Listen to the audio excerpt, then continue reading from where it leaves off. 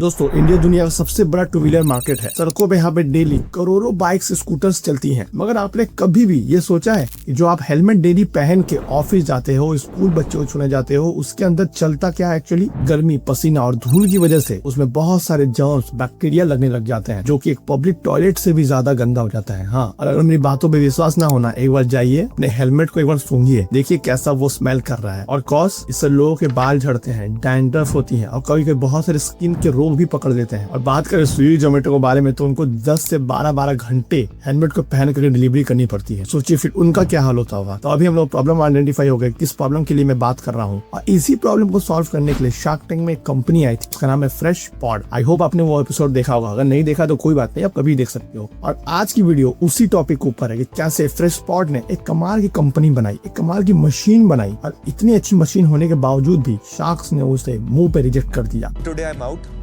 Good luck. Fortunately, मैं भी out हूँ. I'm out, guys. Good luck. For today, it's too early for me, and that's why I'm out. आज मैं इससे बाहर हूँ, but wish you all the very best. अब इसके पीछे क्या रीजन है को जानने के लिए पूरा वीडियो को देखना पड़ेगा, जिससे आपको पता चलता है कि ये शार्क्स के दिमाग में एक्चुअली चलता क्या है। जब इतना अच्छा इनोवेशन है, इतना जब बिजनेस आया है आपके पास, तो क्यों नहीं इन्वेस्ट कर रहे हैं वो लोग।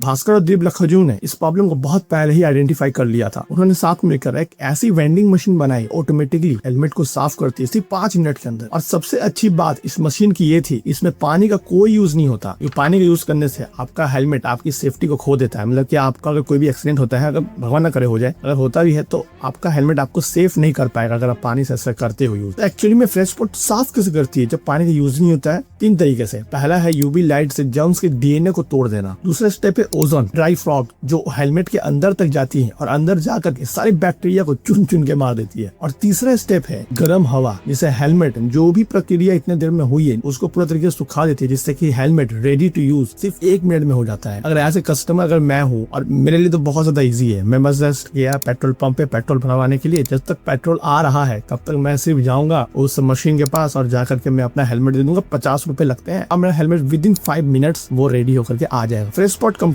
शार्क टैंक इंडिया में बड़ी खुशी से आए थे। सोचा कि ये तो बड़ा इनोवेटिव बिजनेस है, डेफिनेटली मुझे फंडिंग मिलनी है किसी न किसी से। उन्होंने 2 करोड़ रुपया मांगे थे शार्क से अपनी कंपनी के अगेंस्ट 6% इक्विटी के साथ। हमारे आस्क है 2 crore for 6% इक्विटी। उन्होंने लिटरली पैनल के सामने खुद डेमो दिखाया। उन्होंने नमिता थापर को दिया था एक गंदा सा हेलमेट सूंघने के लिए, तो उन्होंने सूंघा और जैसा होता है यार, बहुत गंदा था वो। और आफ्टर द क्लीनिंग, जब उस मशीन का यूज किया गया एंड वेपोरेट करके सब कुछ करके दिखाया गया, फिर से उस हेलमेट को सुखाया गया, तो नमिता थापर ने खुद कहा, Not Hold it bad. down. Really? Yes. Well done. Good, you have passed. मेरे पॉइंट ऑफ व्यू से 1 नंबर बिजनेस मॉडल था। फ्रेंचाइजी को ये मशीन सेल आउट करनी है और इसका जो लिक्विड अंदर में यूज होता है, जस्ट उस लिक्विड को सेल आउट करना है। इसमें से तुम्हारा रिकरिंग रेवेन्यू है वो आता रहेगा जस्ट वो लिक्विड सेल करके। बट इंड में सारे 5 शार्क ने उन्हें रिजेक्ट कर दिया। उन्होंने 2 बहुत वाहियात रीजन दिए। पहला, And without IP protection, I don't think you can protect it. Sharks को लग रहा था कि भाई कोई भी कंपनी इसको इजीली कॉपी कर सकती है, right, but they have early mover advantage. But ये पता नहीं क्यों उनको समझ नहीं आती। मगर यहाँ पे असली रीजन कुछ और था। ये एक हार्डवेयर का बिजनेस है, क्योंकि इसमें मशीन सेल आउट करनी पड़ती है, तो इसमें एक हार्डवेयर का बहुत इंपॉर्टेंट रोल होता है। और हार्डवेयर के लिए अच्छे खासे पैसे फूकने पड़ते हैं। हर नई मशीन बनाने के लिए अच्छा खासा कॉस्ट लगता है। बट हमारे इंडियन शार्क की जो एक्सपर्टीज है ना, वो ज्यादा करके सॉफ्टवेयर, मेकअप और फूड रेस्टोरेंट वाले बिजनेस में ही उनका ज्यादा इंटरेस्ट होता है। सिंपल सी बात है, उन्हें पेट्रोल पंप, सरकारी कॉन्ट्रैक्ट के साथ काम करने में कोई मजा नहीं है, भले उसमें अच्छा प्रॉफिट क्यों ना छिपा हो। लिटरली जब ये एपिसोड टीवी पे आया ना, तो पब्लिक भयानक गुस्सा हो गई थी। सब ने इसको ईगो टैंक का नाम दिया। शार्क्स हर समय पैटेंट और बहुत यूनिक प्रोडक्ट मांगते हैं, जो कि मार्केट से बहुत डिफरेंट हो। हालांकि जो मोहित यादव है और जो नमिता थापर है, वो लोग खुद दूसरे ब्रांड्स के फॉर्मूला को कॉपी करके अपने प्रोडक्ट को बनाते हैं। तब कहाँ गई वो यूनिकनेस, तब कहाँ गई वो पैटेंट, ऑथेंटिसिटी कहाँ गई? तो क्या शार्क टैंक से रिएक्शन होने के बाद फ्रेश पॉड हमेशा के लिए बंद हो गया? बिल्कुल नहीं। उल्टा उनका ये निगेटिव जो मार्केट में फैला ना, शार्क ने इन्वेस्ट नहीं किया, उनका उनको बहुत फायदा हुआ। आज के दिन फ्रेश पॉड महाराष्ट्र, तमिलनाडु, कर्नाटका, केरला और 3 और बड़े स्टेट्स में फैला हुआ है। और इतना ही नहीं, वो इंडिया से बाहर नेपाल और श्रीलंका में भी अपने बिजनेस को एक्सपैंड कर चुके हैं। और अगर इनका मैं आपको सबसे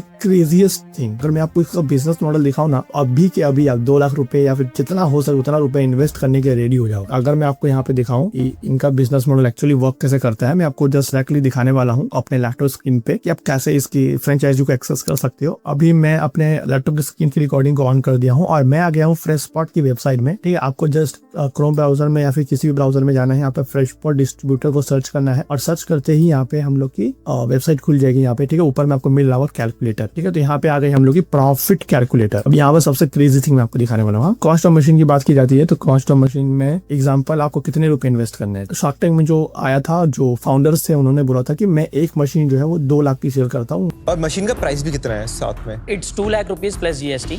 तो यहाँ पे जो कॉस्ट ऑफ मशीन है, यहाँ पे मैं 2 लाख दे देता हूँ। अच्छा, नंबर ऑफ मशीन, कितनी मशीन लगवानी है आपको? फॉर एग्जांपल स्टार्टिंग है तो एक मशीन ले लेते हैं। ठीक है, अच्छा, क्लीनिंग पर हेलमेट कितना रुपए चार्ज करना है? हमने 50 रुपए, 100 रुपए। इसकी नीड बहुत ज्यादा है, कोई मार्केट में कर नहीं रहा है तो 100 रुपए कर देते हैं। ठीक है, मैक्स टू मैक्स। और क्लीनिंग पर डे तो इसकी नीड बहुत ज्यादा है, अब 10 कर देते हो। ठीक है, अब कैलकुलेट करते हैं ROI, रिटर्न ऑन इन्वेस्टमेंट, कितने रुपए आती है वापस। It's done guys. तो आपकी जो कमाई होने वाली है वो महीने की 30,000 होने वाली है। डेली इनकम 1000 रुपए तक हो जाएगी आपकी। ईयरली इनकम 3,65,000 हो जाएगी। और डे ऑफ ROI मतलब कि आपने जो 2 लाख रुपए लगाए हैं वो आपको सिर्फ 200 दिन में, मतलब 200 दिन में, मतलब कुछ महीने में ही आपका जो भी रिटर्न है वो वापस आ जाएगा। काफी अच्छी है भाई। देख लो, मतलब कि मंथली इनकम अगर 30,000 रुपए आ रहे हैं और पैसिवली आ रहे हैं भाई, आपको कोई एक्टिवली काम नहीं करना पड़ रहा है। आपने एक बार इन्वेस्टर लगा दी, लोकेशन में उसको सेट कर दिया और मंथली आपको 30,000 रुपए आ रहे हैं। बंदा पेट्रोल पंप पे आएगा, अपना QR कोड स्कैन करके 50 से 100 रुपए जितने रुपए आपको चार्ज करने वो देगा, हेलमेट डालेगा, 5 मिनट के बाद हेलमेट रेडी, वो लिया, पहना, निकल गया। As simple as that. मगर वही बात है कि चाइना और वियतनाम जैसी कंट्रीज से जो